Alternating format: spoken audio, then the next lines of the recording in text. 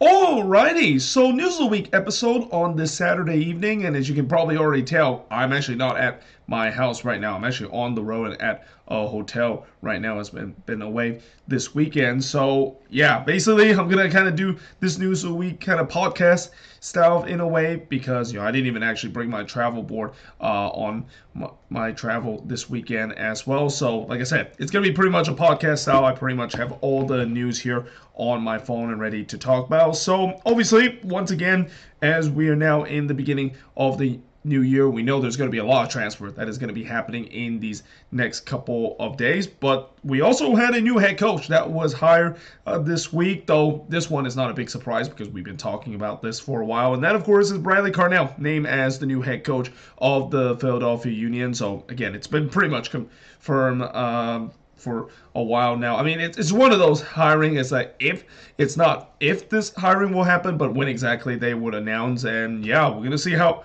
good Bradley Carnell will be now taking charge of this job. Obviously, I think that he's definitely gonna have a bit of a tall order to ask, considering to replace such a fan favorite head coach like Jim Kern all these years with the Union, and especially there's still expectation that this Union team should still be good because as much as even though they have got rid of some of their core pieces, this is a team that should be back being a playoff contender. And Bradley Carnell, doing his short kind of tenure with St. Louis, while it was successful in the first year, it was not so.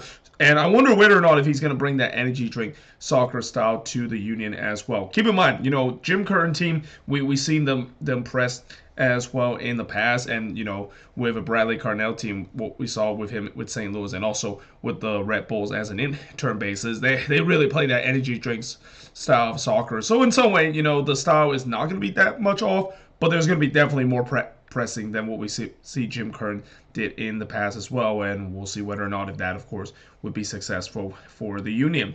Now, moving on, talking about San Diego FC. So obviously, San Diego continue to sign more players as they're getting ready for the expansion season. And speaking of the Union, San Diego actually picked up a player from the Philadelphia Union, but mostly as an academy product as they signed Tunisia Youth International Inisi Saade from the Philadelphia Union Academy. Now, obviously, anytime when you decided to sign someone from the Union Academy, he's going to be a good player. And from what I heard, he is a very decent player. And knowing that San Diego is also a club that seems like they're really focusing on the youth development as well, they talked about a lot of that when they were expanding into MLS. And it also kind of makes sense that they really focus on the youth because the San Diego area is definitely a hotbed when it comes to young soccer talent, especially in Southern California as well. There's a lot of good young players from that region as well. So no surprise to see San Diego basically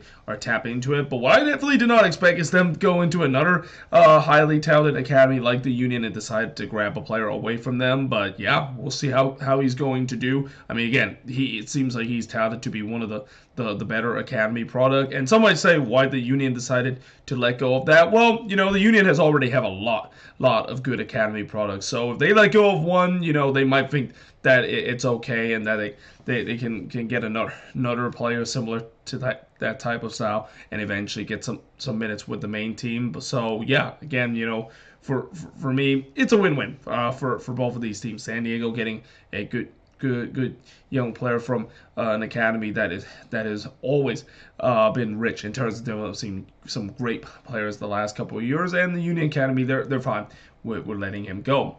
Now, moving on in terms of talk about more signings. So CF Montreal made a couple of signings. They first signed Fabian Herbert off of free agency. Now, it's kind of a little bit of a bittersweet ending for Fabian Herbert doing his time with the Chicago Fire. And even though, he's not considered to be one of the more technical gifted player in MLS, he was very well up in the Chicago Fire fan base. And makes sense because he was the longest tenure Fire player with that franchise prior to him not re-signing a deal. But now he's going to be going to a new city, going to Montreal. We'll see how good he's going to be. He's okay. I wouldn't say he's amazing, but he's kind of like borderline in terms of of being a okay starters in MLS. And then they also have signed midfielder Michael Dugan. I think that's how you pronounce. I probably absolutely butchered that name, but yeah, this is a guy that they, of course, I think they drafted him, but they of course signed him on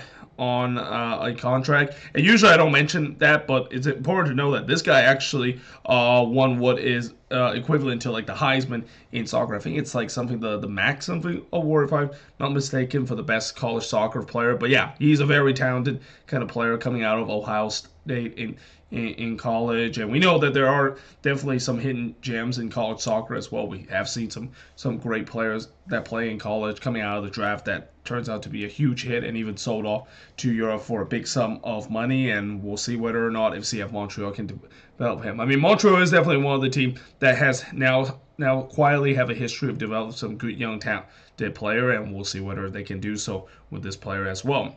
And then Charlotte FC, they are saying that they're going to be bringing back Pep Biel, but most importantly, they're going to actually bring him back on a non-DP contract. Now that is huge for Charlotte because that does open up a DP spot. I mentioned in the Moving Forward series before, it feels like they might need to open a DP spot, knowing that, they could use that spot mostly on the wing area and maybe even in the number 10 position as well. But the question now is that, are they going to bring back Karol Świderski? Now, there has been rumor that they say that they're not going to bring him back, but then there are some that say that seems like they're working on something to bring him back. Either way, it should be very interesting. And as I mentioned before, Karol Świderski, second tenure with Charlotte, has been a really big disappointment. I mean, he was nowhere near as well he was when he came into this club. And, when he went back to Charlotte during the summer transfer window, not only I feel like that was kind of like a brand new signing for Charlotte, but it feels like that is going to really help the attack, which is something that was very lacking up to that point, and it turns out that was not the case whatsoever. Now, moving on, the New England Revolution, they have signed Luis Diaz off of free agency, so this is kind of almost like a little bit of blast in the past. Remember Luis Diaz? Not the Liverpool guy that is, but the other Luis Diaz that played for Columbus for a very long time. Well, now he's coming back to the league and joining New England, and this is not a big surprise that he's going back to a team that is coached by Caleb Porter. It seems like Caleb Porter really loves him during his time when Porter was with Columbus and played Luis Diaz week in and week out. So again, this is not a bit of a surprise signing, though. Again, one of the things about Luis Diaz and one of the things that's kind of frustrated Columbus fan is that he is a very inconsistent kind of player. There could be times that he could be really good, and then there could be times where he can be very frustrating to see. And when you have a player that is inconsistent, I mean, that could be as frustrating as it gets. You want to have a player to have a consistent performance and consistently put in the number. You don't want to have a guy that, you're feeling like they turned a corner and then, they went back to bad run of form, as what we saw with Luis Diaz doing his time with the Columbus Crew, and that's why he kind of fell out a favorite.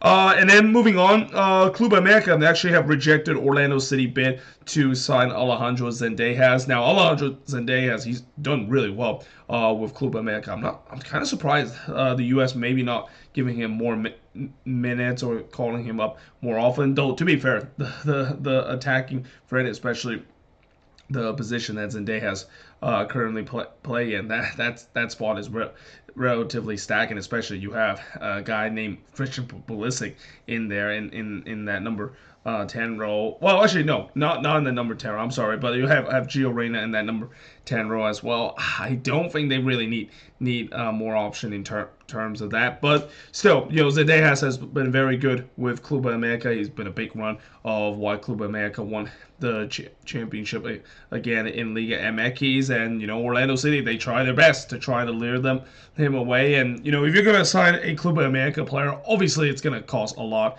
of money, and I think Orlando City feel like that might not be the amount that they try to send the amount that to Club America to get Zendejas, but obviously Club America clearly said that's not enough, and that's how the talk kind of pretty much break down. And it's a shame too, because that would have been a great replacement for Facundo Torres. They're still actively trying to find a decent replacement, especially trying to reinvest the amount that they sold Facundo Torres to Palmeiras, which I think, if I remember, it was like north of $16 million.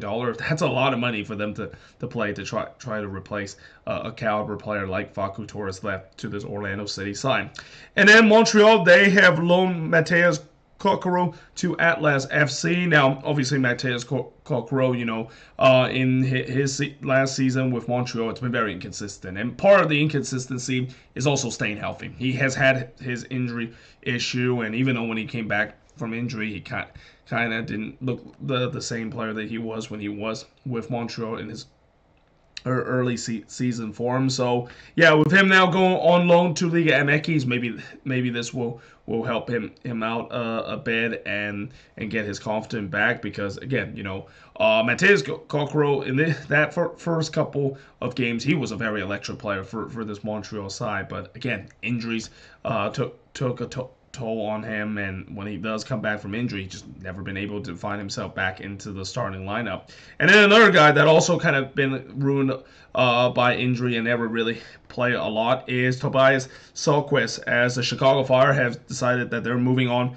from him after just one season to FC Nordsjælland. Again, this is another guy that, unlike Kokoro, this guy actually injured very early in the season, didn't really get a lot of minutes, and next thing you know, he pretty much just fouled out of favorites. So yeah, talk about a bit of a waste of money that the Fire has had. And again, this is part of the previous regime that has made some really bad decision. That is kind of the reason why the Fire is where they are right now, and really where they have been for the past decade or so. But yeah, at least they got rid of that contract. He was on quite some amount, if I'm not mistaken, when it comes to the salary cap, but still kind of disappointed that they, of course, decided to get a player that looked like it could be a highly talented player and can help the defense, and it just really never worked out. And then Mateus Rojas has joined River Plate as a free agent, and I want to mention that because, remember him joining Inter Miami, and I will never forget that free kick goal that he scored. I forgot who it was that Inter Miami played that night, but that was such an interesting moment, where that was a moment where Messi actually was basically sent to the touchline for 2 minutes, because with the new rule, if you stay down for a certain amount period, you have to serve almost like a two minute 2 minutes sin bin before you get back on the pitch. So what's kind of interesting is that Mateus Rojas was the one that in charge of the free kick, while Messi was serving that 2 minute sin bin, and he scored an absolute goal also from the free kick. I mean, that was definitely the moment I will never forget about him. But besides that, he's been okay with Inter Miami, but I guess maybe it just didn't quite worked out, and in the end, going back to Argentina, especially joining a big club like River Plate, I mean, he can't say no to that. I mean, he gets his wish in terms of at least get to play with Messi and friends, and now maybe use that experience by going back to Argentina and joining a team, River Plate, known as one of the bigger team in Argentina. And then moving on, in terms of now talk about some transfer rumors, and we're once again going to go back to talk about San Diego FC, and it feels like San Diego FC might be signing a bit of a marquee player, because they're actually in talk to sign Ukrainian international winger Alexander Zubkov from Shakhtar Donetsk. Now, from what I heard, he is a very talented kind of player, and could be just as talented, and maybe the second most talented player on that San Diego team if this move does complete, besides Chucky Lozano, obviously. So yeah, we'll see whether or not if this deal would be done. With the amount that I'm hearing, it seems like this could be a DP type of player. So yeah, we'll see whether or not if that, of course, is going to be the case. And then DC United, they're looking to sign Australian defender Kai Rowletts from Hearts in the Scottish Premiership. Now, from what I also heard, this guy has done pretty well during his time with Hearts, and DC has been desperate in terms of finding defensive help. I mean, I talked about last season, one of the biggest issue that they had last season, besides being inconsistent and giving up points late in games, is that their defense was absolutely an abomination. And it also doesn't help the fact that their goalkeeping situation was not great as well. But yeah, their defense definitely didn't help their the goalkeeper cause, and that yeah they're looking to trying to shape them heading into the season. And then Austin FC, they are actually now really close in terms of getting Brandon Vasquez. So this rumor of Brandon Vasquez, is he indeed going to go to Austin? It seems like it is going to be the case. Now the figure is still a little bit unknown, but I'm assuming it's probably going to be a hefty amount of money because I know he had a great start doing his time with Rayados, but then he kind of cooled off to a point where he kind of fell out of favor. But this is a guy that if he can be like almost the same player that he was with Cincinnati, and he's been kind of known to be a proven goal scorer and a guy that for a long time I was kind of surprised that I'm pretty sure a lot of U.S. men's national team fans were surprised him not being included in the U.S. men's national team. Austin could get a really decent player out of him, and that Austin, to give them credit, they have definitely been working hard in the transfer market to improve this team, because as we've seen in the last 2 years, things have kind of gone south for this Las Verdes team. And then they're also looking to sign a midfielder called Bursard Severik from Dyngjit in the Swedish league. Now, the last guy that I've heard that was signed from that team, and especially from the Swedish league, is this guy called Magnus Eriksson. And I remember when Magnus Eriksson went to the San Jose Earthquake from that club. I mean, depending on who you ask, he could at times be a very good player, but then at times he could be a very frustrating player to watch at times of his consistency. Kind of like similar to what I said about Luis Diaz during his time with MLS. So, yeah, I don't know if this is going to be something similar to that. Obviously, Austin, they need to boost her up on a lot of their position. I mean, it's pretty clear from these last year or two that their squad is not good enough whatsoever, and especially the midfield as well. So, yeah, I think this is a good signing for them, but we'll see how good he, of course, would be. But now moving on and talk about news that is not related to signings and transfer rumors. So San Diego FC, they announced that they're going to be playing another Liga MX team in a friendly during the summer. They're going to be playing against Club America on June 21st. Now, this was just a couple of weeks after they announced that they're going to be playing Cholos in a friendly, and that's not a big surprise. I mean, I remember when San Diego Loyals was still a club in the USL Championship, they played against Tijuanas and played against Cholos as part of that border war between both of those teams, and it's good to see that is kind of continue. Now, of course, them playing against Club America, that's not a big surprise because, again, Club America, they love playing in Southern California. There's a reason why it seems like Club America, when they decided to set up their base for the Leeds Cup, they chose San Diego, and they played their first couple of games at Snapdragon Stadium, and there's definitely a huge following for Club America, not only in the U.S., but especially in the Southern California region. So this is not a big surprise that is the case, although I have a feeling if that is going to be the case, I mean, I know San Diego is definitely building a good fan base themselves, but when it comes to them facing against Club America at Snapdragon Stadium, do not be surprised if about 80% of that crowd is going to be representing Club America, because yeah, I mean, there's a reason why they are the biggest club not only in Mexico but probably in North America right now. They have the biggest fan base compared to any North American team right now, and anytime when you play them, it's going to be invaded by Club America fans. So yeah, that's again in other words, it feels like money basically speaking. It feels like this is a clear cash grab, and this is also kind of the reason why the Leeds Cup is now even more redundant, because imagine if San Diego play against Club America in the Leeds Cup as well. Like that just feels like it's now gone even more redundant with them playing in a friendly, and now they're going to be playing against them in the Leeds Cup. And the same goes if they play Cholos in the Leeds Cup as well. And then moving on to the next news. So Jacksonville Armada, this is kind of an interesting news. They actually bought land for their downtown stadium for a cheap amount of just $1. I mean, I think that is the first time I've ever seen a team able to buy their land for a single dollar. But hey, I mean, Jacksonville will take it. It feels like the city of Jacksonville really didn't want to bother giving away lands around the downtown area, that they're okay with them just getting buying a single dollar. Now, obviously, building the stadium will not cost a single dollar. It's still gonna cost a lot of money, but it's kind of a little bit funny. And I kind of had a little chuckle when I found out that they were able to get that land for a single dollar, and there's already jokes about how, man, if I would have paid twice for that, I probably would have got that land if that, of course, is the case. Although I don't think that's gonna work. I think the city clearly likes the team, and they really wants the team to build themselves an own soccer specific stadium near the downtown area.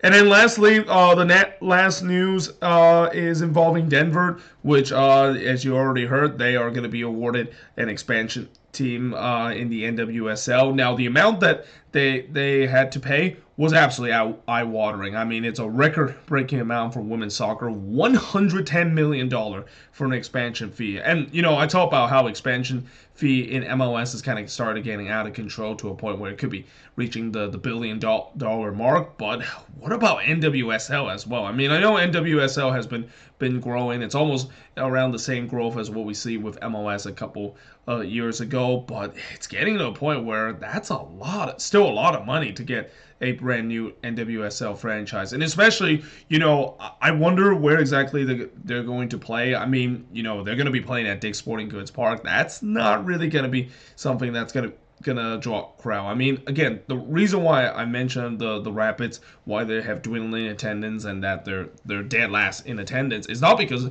the people in Denver don't like soccer.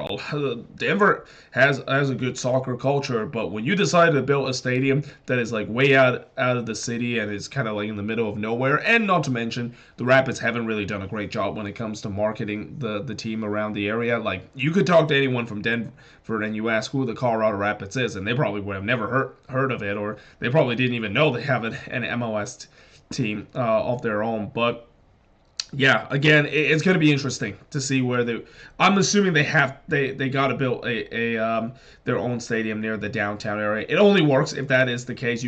They cannot make the same mistake that the Rapids, of course, has had. And for the Rapids, as much as you're thinking, well, why don't they just do what Chicago did? Maybe decided to move back to the NFL stadium, move back to Mile High, because what they're doing at Dick's Sporting Goods Park is clearly not working. Well, I don't think that usually that doesn't always work out as well as you think it would. And we talk about the Fire too. Them moving back to Soldier Field, it's been kind of a mixed opinion. Some people like the fact that they're now playing back into the downtown area like they used to play, but some people hated it because they're playing in the Cavaliers Stadium that has pretty much very bad atmosphere, and it's now starts to go down as one of the worst NFL or not one of the it is one of the worst NFL stadium. A lot of people have said the Soldier Field is not good whatsoever, but in an MLS stadium, it's the same thing. It's a multi-purpose stadium. We're getting to a point where we're moving on away from MLS team playing in NFL stadium. So the only way, again, the Rapids are kind of in a tough situation where they need to get themselves their own soccer stadium. But unfortunately, as you know who owns that team, it's not going to be very easy to do so. So we'll see whether or not if this NWSL Denver team will be able to get a stadium done, especially close to the downtown area, and don't do what the Rapids, of course, did, which is decide to build their stadium way out of nowhere.